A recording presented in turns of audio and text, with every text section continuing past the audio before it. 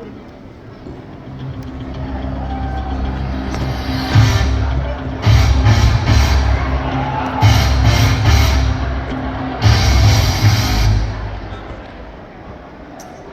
right. Welcome everyone, family, friends, loved ones, DeWitt Clinton staff, and of course, the class of 2022.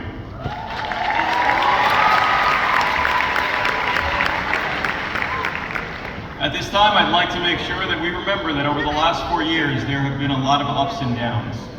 These students did not get here on their own. I want to make sure that we pay special tribute and thanks to the people who helped get them here. Let's make sure that we recognize and remember the DeWitt Clinton teachers, staff, counselors, assistant principals, everyone that made this building welcoming and safe for you to be able to endure over these 4 years. So let's hear it for them.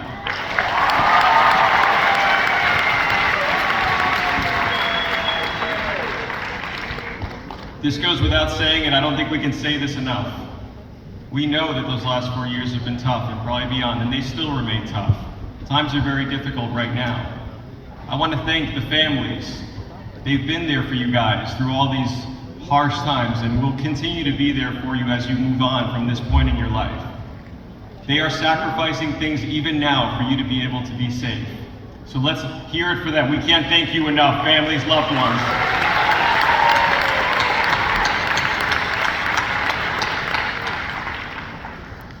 Now, this is the point where the principal is supposed to give you guys words of advice, words of wisdom. My words are probably very similar to what anyone who's ever cared about you has said to you in this life. Your family and all those people, your coaches, anyone has probably said something similar. I'm going to give you my version of this message. And it starts with this. Class of 2022, I wasn't even supposed to be here. Probably wondering what I mean by that. I wasn't supposed to be not only in this position, at this school, in this profession. You see, I was born and raised in an immigrant family. We spoke Spanish at home. Yeah, no, please. You can applaud that.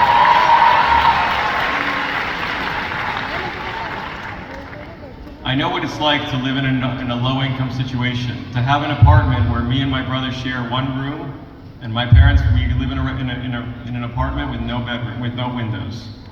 But my father preached 3 things to us: education, employment, family. He taught us that if you work hard and you commit yourself, things will happen for you. He showed us in his example that when he dedicated himself to his work, that more people relied on him, and he got more work, and he got more opportunities. He put us into sports, where he would say to us, if you perform well, your coaches will remember that and they will appreciate you. Your teammates will appreciate you. He taught us that in academics, that if you do your work, your teachers will recognize you and more doors will open for you. This is the world that I was born and raised in. And this is why I know what it looks like to rise up out of a situation of struggle by seeing my family's example. So I was taught, find your profession. And the profession I had chosen for myself was to become a doctor. I had studied neurobiology in college. I graduated my bachelor's in neurobiology. I was studying to go to medical school. And my father said, as he always would, you're not just gonna sit there, you're gonna go work. Who do you think's gonna pay for med school anyway? So he made me start working, and he got me into teaching. And I started teaching, and I said to him, you know what, there's things I like about teaching. I like working with the students. I like working to help them get better and to pass their exams. But what I don't like that there's things that happen in this profession that are the opposite of what you taught me is supposed to work. There are people in this profession that don't work hard, but they work more years, and they get ahead in terms of how much they get paid. It doesn't matter how hard I work. There's something off with what's going on in this profession. If you go to a restaurant and you serve bad food, you're not going back there. But if you serve good food, the clients come. But if you're in teaching and you serve a bad lesson, your clients have to keep coming back to you. And there's nothing changing that. So I told him, I'm not going to stay in this profession. I'll be out of here in another 1 or 2 years. So he said, fine, son, that's what you want to do. So I went to one other school. At this school, I said, this school's not doing too well. So I'm gonna help those kids pass their Regents exams, and then I'll just move on to my chosen profession. And I went to that school and I got 100% passing for my Regents, and something happened that was very different at this school. The principal said to me, "You're doing really good work, and I appreciate it, and I want my other teachers to do what you're doing. I want their Regents results to be what you're getting. I want their classrooms to look like your classroom." And I said, "Well, I'm out of here. I'm not doing this anymore." I was like, "There's nothing in this for me." She said, "The way the world works is that if you do this for me, I will train you in different leadership like skills. I will help you to learn how to provide discipline in a school and be a dean. I will teach you how to program and schedule a school. I will teach you how to see a vision and create it and budget for it and see it through. I will teach you how to write evaluations for teachers who aren't doing their job, and to make sure that you hold the standard that they should be holding." And she convinced me that I should sacrifice what I wanted to be so that I could do the work here and now. She said I could make an impact here, today, rather than far off tomorrow. And I believed her. And I did the work, and she made true on her promise. I did the work, she taught me something. I did the work, she taught me something. This was the world I was looking for. This was the one my parents taught me existed. And lo and behold, the school that had been below 65% graduation rate, now, after all these years, was now at 96% graduation rate, and 80%.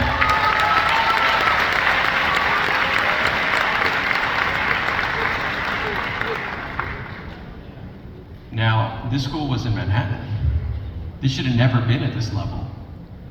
And so, my message, which she was teaching me, was the importance of working hard, but also to be good and be great at something. To not just be a fraud, to be real. So when she retired, I'd only been an assistant principal for 2 years. She said there's another assistant principal who's been doing this longer. And I agreed, and she would take over. And I agreed that I would support her and I would develop my skills to be real. And so I did that. And for the next 8 years, I worked under her and I supported her to make sure the ship was flying straight and high. And we did excellent. We had 6 superintendents during this time.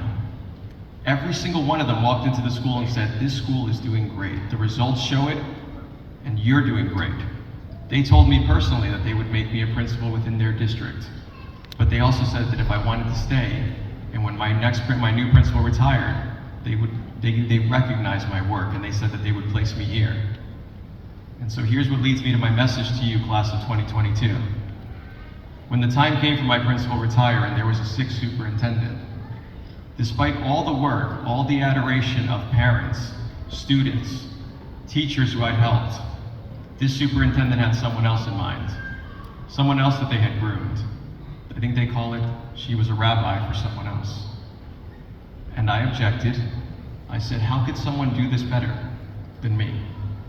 These teachers, when you walk into the classroom, you say they're the best collection of teachers in your district. And they're made in my image. Who could do that better than what I just did? The world, class of 22, does not care about your feelings. She did it anyway. I objected again, and I said, my understanding is that this person is currently an assistant principal who teaches 5 classes of music. How could they have developed the administrative leadership skills to run a school? Once again, the world did not care about my feelings.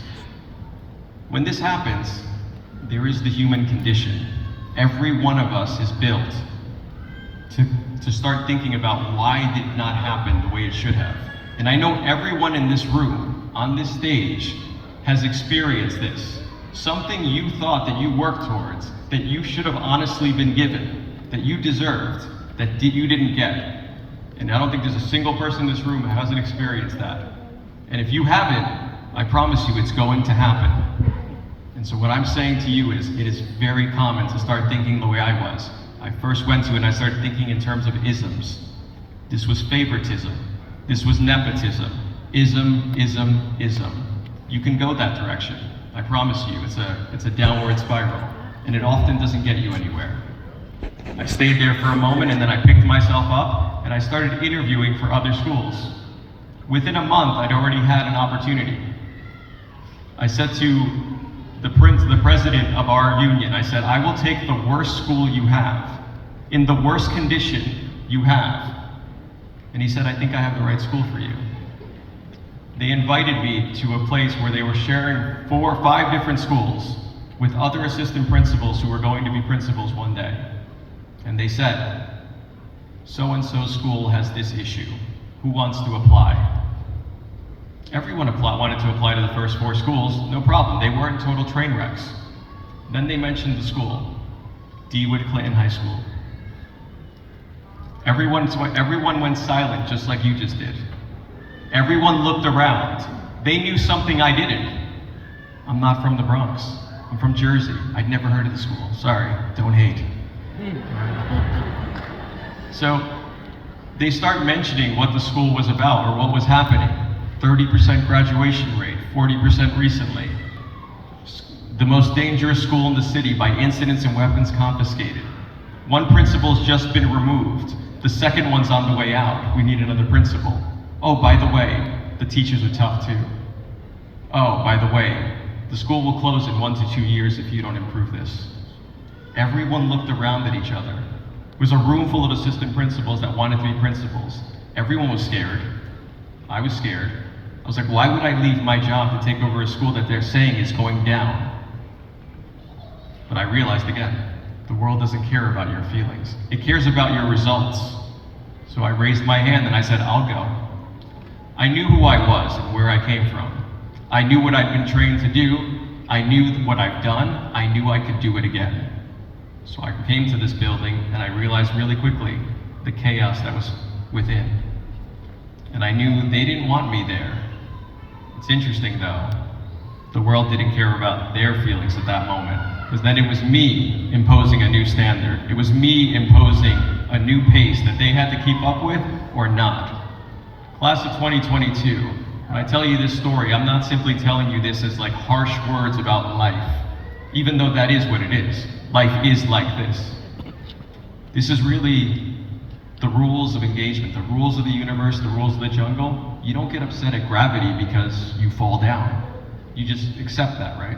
That's a law and you learn to work around it. This is actually not just my words. These are the laws of physics. We actually have a physics speaker today. You can correct me if I'm wrong. It's actually called the law of entropy. I had to study this in science as well. It says that if you don't put energy into something, it will revert to its original state, which is chaos and disorder. Class of 2022, my message to you is that you must put energy into yourself. Someone will always be smarter, taller, brighter, faster, prettier, more handsome, whatever. That will always be the case. My message to you is you can be envious, you can be jealous, but don't be misled to believe that the world is just going to be better. I want you to instead, your job is to instead put energy into yourself and then don't be convinced that the world is going to be better. You be better than the world wants you to be. All right, guys? And I want to let you guys know, you guys have done an incredible job. What I'm about to share with you, you guys are historic right now. You don't know it. All of this work that I've been talking about, the message, the example I'm trying to share with you is, this was not done alone. You guys are part of history right now as I share with you the results of what you've done this year and what has happened over the last 6 years in the story in the making. So let's take a look here.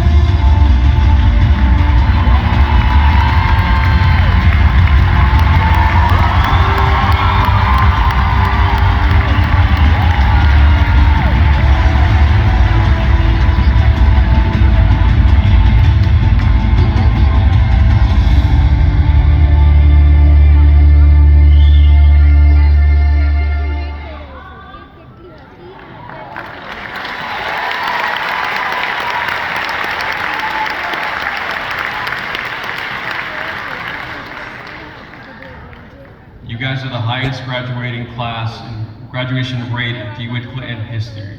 You guys need to know.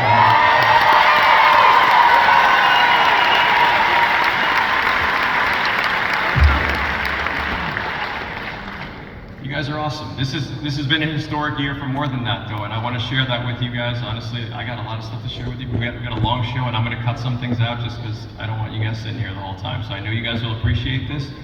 We made a bunch of movies to commemorate the efforts of your children, and these movies are actually found on the IG I Choose Clinton page, shameless plug, as well as on the DeWitt Clinton High School official website, which is actually DeWittClintonHighSchoolHS.com. So I'm not going to play all these videos, but I am going to play one that is pretty special to me at this point. I live, like most of us here, I live for sports. I'm sure a lot of people here do. So I am so proud of not only our students academically, but they have been historic this year in terms of their athletic achievement. So let's hear it for them.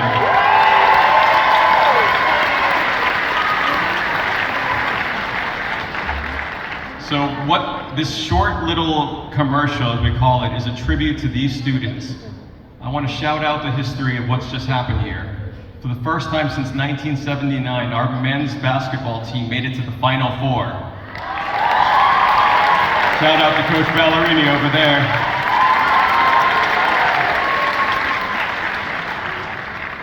For the second year in a row, our girls' flag football team made it to the championship game.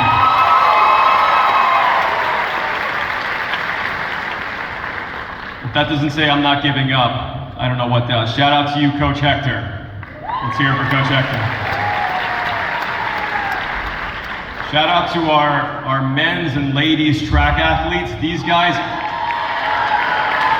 give it to them. These guys have been great through all the years, honestly. Let's hear it for Coach Lockett, for Coach Johnson. These guys are awesome. And lastly, and definitely not least this year, this is the first time this sport has won a championship officially on record. And they epitomize everything I am talking about in this speech. There were a lot of bad calls in that championship game. There were calls that shouldn't have happened. They could have said, I want someone to care of my feelings. They didn't. They knew that no one was in there about their feelings, and they kept grinding it out. And they brought home a championship here. The men's football team, let's hear it for them.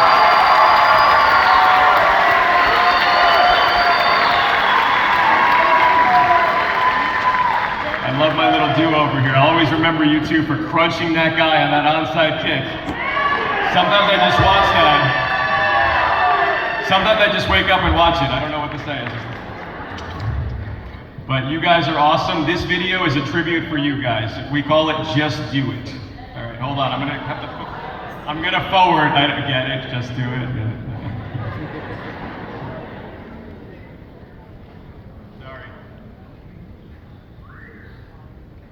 We have a lot of videos, sorry. The internship program has been great to... I'm sorry, that's not the video. That's not the video. I got a bunch of videos, honestly. Are you guys about it? You want to see all the videos? They want us to, all right, this is because you wanted it. I don't want to hear later, this was too long. I don't want to hear it. All right, I'm going back. To DeWitt Clinton because of everything they have to offer as far as their pathways and all of their college access. It really drew me in. I chose the school solely because of the academics. They offer a wide variety of programs such as the Macy Honors Program, the Biomedical Engineering programs. To get college credits, including super classes, A3 classes, and college now classes. There's truly a lot of things that you could do if you're trying to build up your college credits. The Syracuse program, I think it's really, really great. So I'm going to get college credits. The college credits that I would receive would make colleges want to look at me more. I think it would put me at an advantage, like colleges would want to know more about me.